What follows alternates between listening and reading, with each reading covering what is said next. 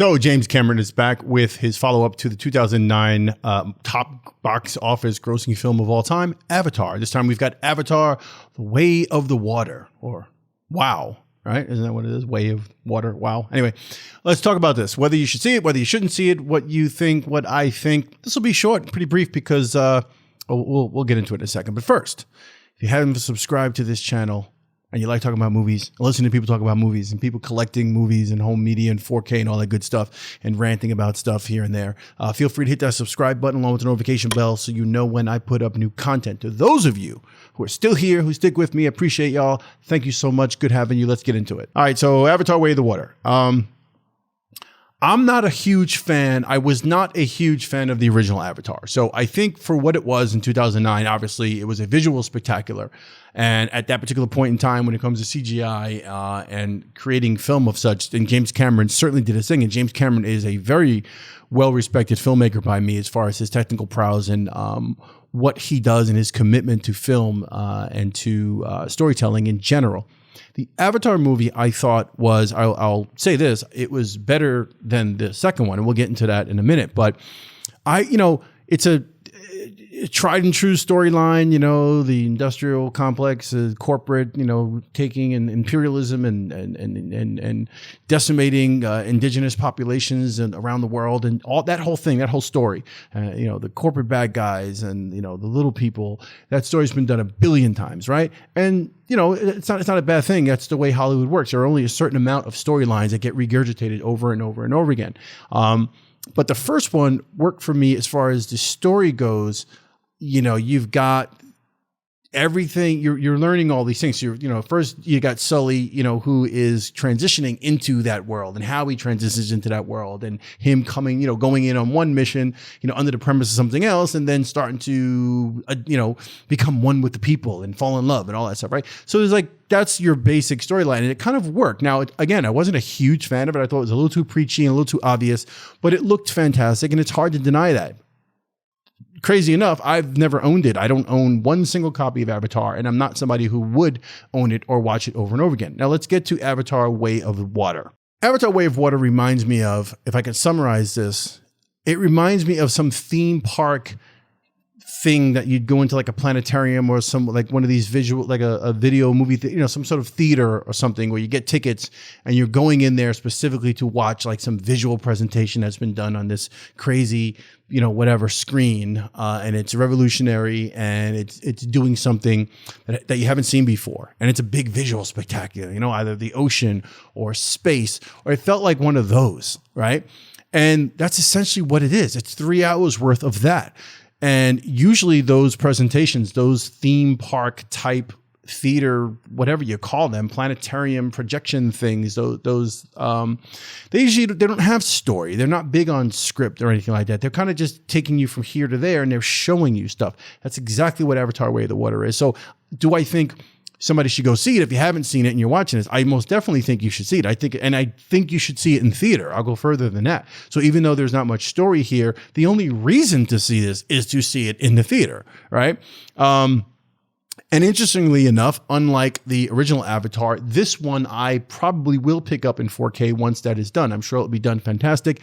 And I think it is something to behold in terms of its actual visuals. That's what this is. It's a CGI marvel of wonder and incredible technology and filmmaking. And it's something, again, it's something to watch, to study, and to appreciate. And I would be doing serious injustice by acting like, just because there's no story and the script and the characters kind of whatever, that it's not worth seeing. It is worth seeing.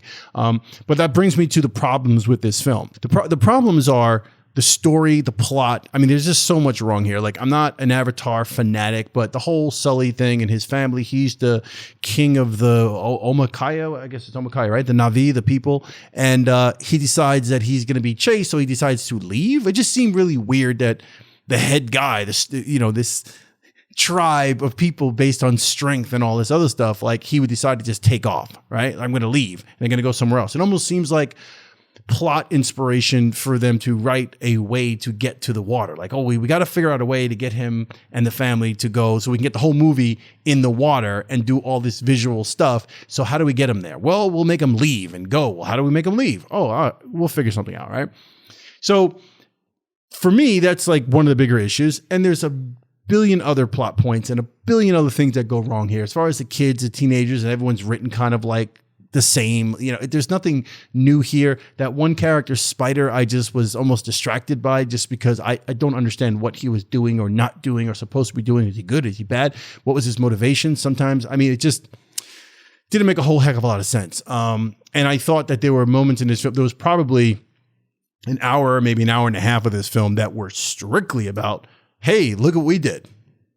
Look at the technology. Look what we can do. That's what it was. An hour and a half of that. And then probably the last portion of the film might be the best in terms of the action sequences and what's brought there, and a combination of the action, the what you're feeling, the excitement there, and those visuals, right? That would probably be the best part of the film for me. I think what lacked here was you've got this guy, what's his name, Stephen Lang, who plays Quaritch, whatever it is, the general dude with the scar. In this one, he's in the Avatar. I don't know if this is a spoiler alert or not, but he's back, but not in his human form because he dies in the first one. Now, apparently it's not a spoiler alert because I think that's in the actual trailer. So he is back, but it's just like his memories and his personality inside the Avatar so he's like a Na'vi, right? The problem with that is 75% of that character's badass and his personality was enhanced by the look, that scar, the hair, that whole thing. He was a badass dude, right? So if you take that part away and just have him running around as a Na'vi, it didn't work for me. Even though it was the same personality, same voice, just didn't really work. The other problem there is that in the previous Avatar, the first Avatar, you've got Giovanni Ribisi, right? So you've got like the head behind the evil, what is it? The RDA, Resources Development Administration, like them coming in to take away the resources from the indigenous people. And he was a corporate guy in a suit, right? And then you've got the guy, the evil guy, Stephen Lang in the military operation and doing the actual work, the physical labor, right? Without that, right? You don't really have that in Way of the Water. You just have Quaritch going after Jake Sully, right? Now, there's obviously the hint that the Sky People and that whole corporate thing in the RDA are the ones who are still mining for resources. And this time it's in the water and they're getting some sort of elixir of life, whatever it is, right? But you didn't really have anything there. You didn't have Giovanni Ribisi's character and someone driving this whole thing. You just had like this vengeance thing with Quaritch going after Sully and family. And it doesn't work as well, right? Without having, you have Edie Falco, who's a great, fantastic actress, but she's the general and she's the one in the ship and directing everything for a little bit. And she's the one, hey, get those motherfuckers, right? But it just doesn't work. At some point she gets faded out and it's not about her. It's just doesn't work. Part of the messy problem with this movie. Beyond that, I really can't say anything more. I think it's a worthy watch. I think it's worth the money to go. I saw it in an iPic theater, like this huge screen, and it was great. As far as visuals, it would be, again, it would be a shame if you missed this movie strictly because there's no story and so what? There's plenty look at the Fast and Furious movies. Half of them don't have any stories or any script either, right? So deal with it for what it is. Appreciate the beauty because it is mind-blowing to watch. It just blends reality with the CGI. You can't tell where one begins, where one ends. Even if your mind, you're trying to figure it out and you're scratching your head, you're like, it's one of those things. It's one of those things where when I do get it on 4K, I'll probably watch it a bunch of times and just try to understand where and how they're doing things. That's kind of what this inspires you to do. But anyway, that's my take on Avatar: Way of the Water. I don't think it was terrible. I just think it's an empty film with a basic sort of plot of going from here to there, but it's really about the ocean, the water, and all of the stuff they do with the animals and whatever they're called, these big whale things. It's all about that, and it's fun, right? You're going to be a little sleepy for about an hour and a half maybe, and it might get a little boring, but it is visually entertaining, and it will keep you, you won't leave feeling bad about it. All right, that's my take. Avatar: Way of the Water. If you haven't seen it, go see it. If you have seen it, let me know in the comments below what you thought about the movie. What were your favorite parts? What do you think about it? There's supposed to be more, right? I think there's supposed to be 3 or 4 more. He's going to make 5 or 6 of these. And obviously from the way this one ends, no spoiler alert or anything, but leaves you off thinking, okay, there'll be another one, right? So we'll see what happens. Maybe they'll get better with story and plot, and maybe the third one's the charm. Maybe that'll be the one. All right. Again, if you haven't subscribed, hit subscribe, hit that notification bell on the way out, hit the like button. I truly appreciate that. It really helps me here as far as the energy and doing things with YouTube, making sure people are seeing these. All right. Until the next time, I will see you on That Guy Talks Movies.